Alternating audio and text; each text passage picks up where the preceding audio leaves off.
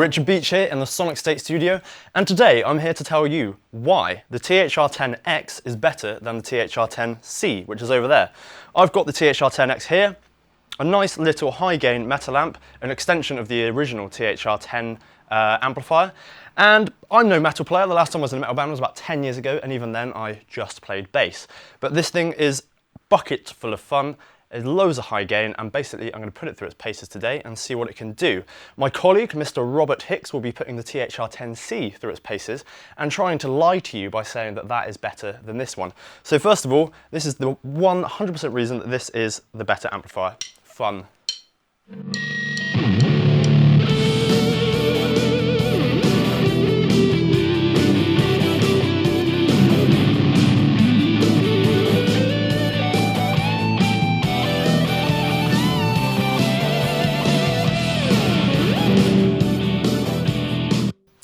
There we go. Okay, that's great, Rich. That's just what the world needs. More digital high gain. You're bang on with that one. Right, anyway, this is the THR-C.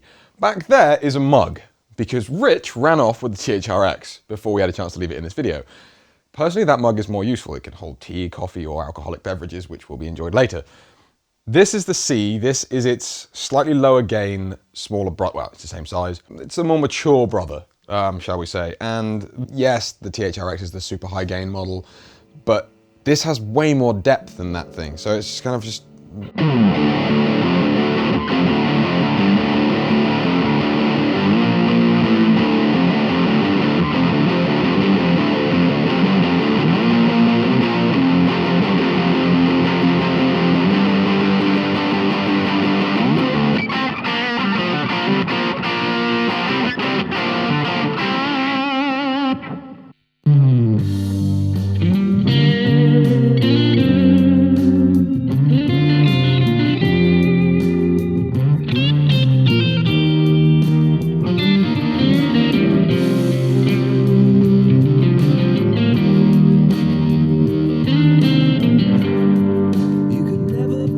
So just in case you don't know what the Yamaha THR10 is, then it's an amplifier that was released a couple of years ago, designed to be your third amplifier, basically designed to sit at home or in your bedroom as a sort of cross between a practice amp, a home recording amp, and basically Yamaha stumbled across something that was just sounded brilliant and that most people loved when they heard and played it.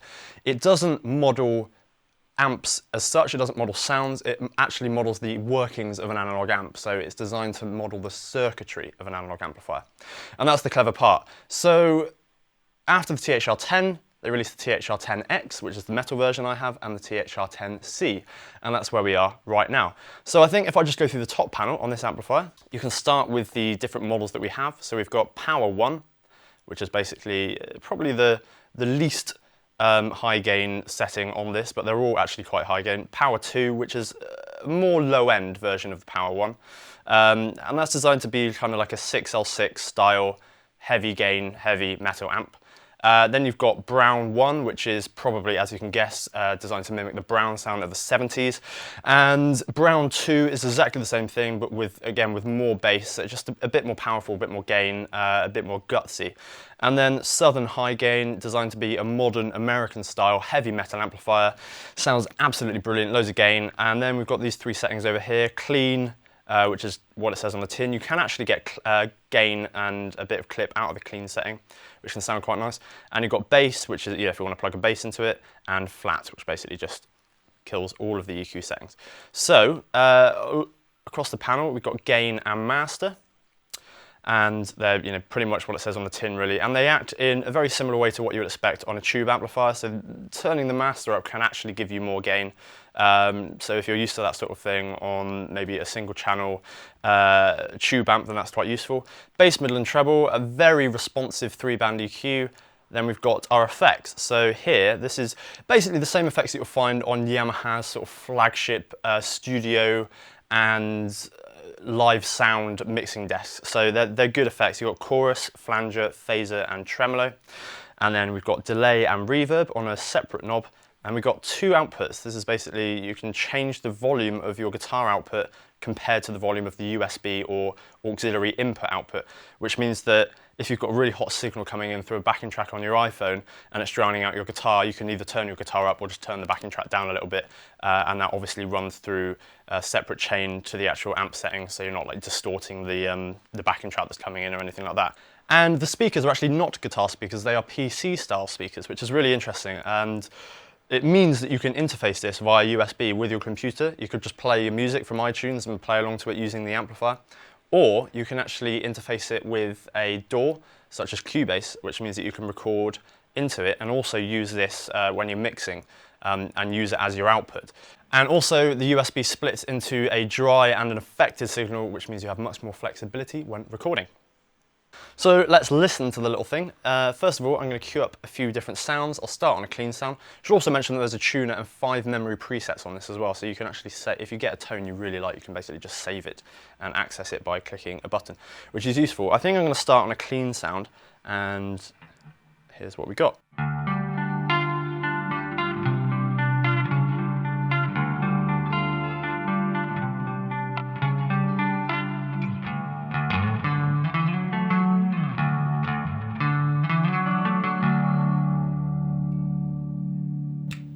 So really nice, gentle, usable clean tone that will actually be the same on the THR10 and the THR10C.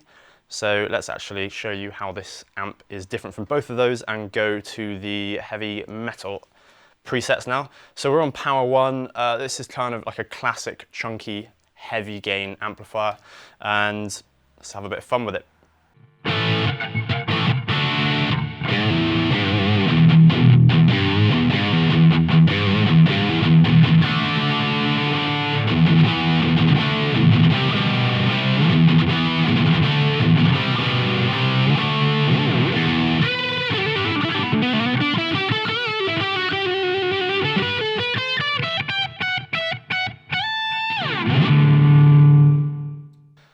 So nice classic old school rock and roll verging on heavy metal sound. So all I'm going to do is switch from Power 1 to Power 2 to show you what that does. Here we go.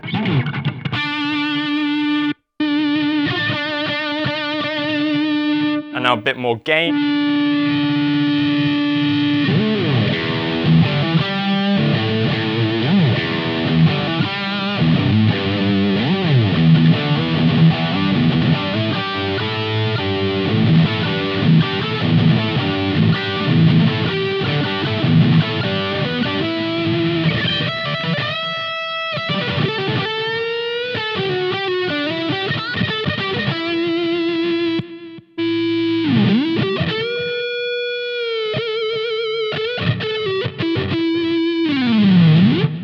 There you go. Loads of silly stadium delay and reverb on there too. Let's go to the brown sound now. Should be able to get kind of really classic 80s sound out of this. I'm going to sloop some of the mids out, add in some chorus, and then let's get a tiny bit of hall reverb on there. Here we go.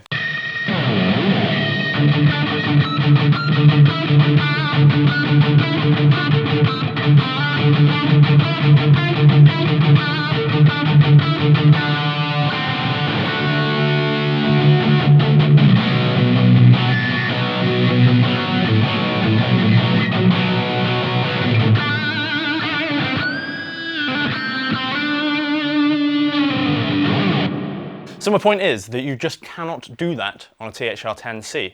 And if you're buying something like this, then you can fit a blues combo in your home, but you cannot fit a massive Diezel amplifier or a massive Mesa Boogie triple rec into your home unless you have a very forgiving partner or very forgiving neighbors.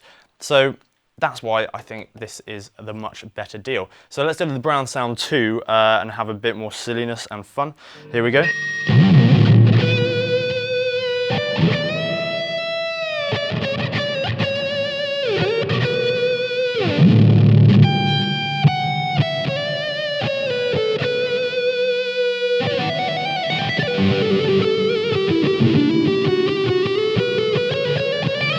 And then finally, we're going to go full on chugging heavy metal. Here we go.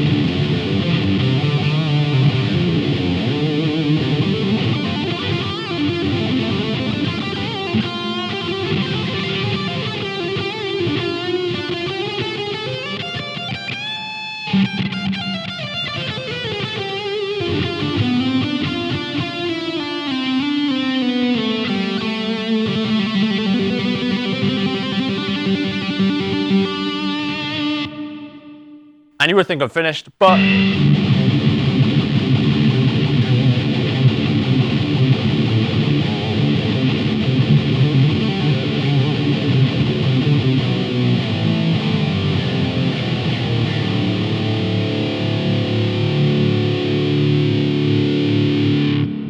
now I'm finished. Now, metal players are often misunderstood as being sweaty, unhygienic, using only active pickups, and just shredding on high gain guitar sounds. But the THR10-X proves that stereotype wrong and shows that metal players can play with love and can play clean. So if I go down to the power 1 setting, reel off the gain, and you hear that there is beauty in metal.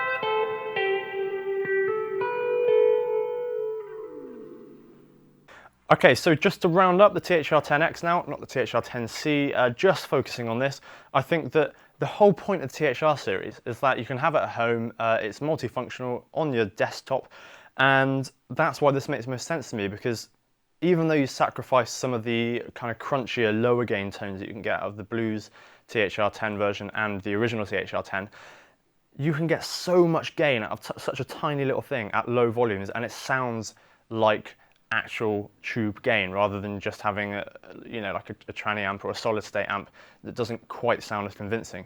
So for me, being able to get German style heavy metal sounds, classic British ones, classic American ones, and modern American ones, and being able to get distortion sounds that are based on different tubes as well is just really impressive and really clever. So that's why I love this one in particular. If I was going to recommend any of the THRs, it would be this one. And also, on the original THR10, there used to be a bit of fizz, basically. When you drove the amp with something that had humbuckers or something with high output pickups like maybe P90s, you could get a little bit of digital fizz in there rather than actual gain, you know, the gain that you want. So this doesn't tend to do that as much, and that is another positive thing. So yeah, I'm quite enamored with it, and especially for the price, they're so cheap. Put the price on the bottom of the screen now. It's just a great amp, and this is what I'm going to be doing with it probably for about the next 7 days.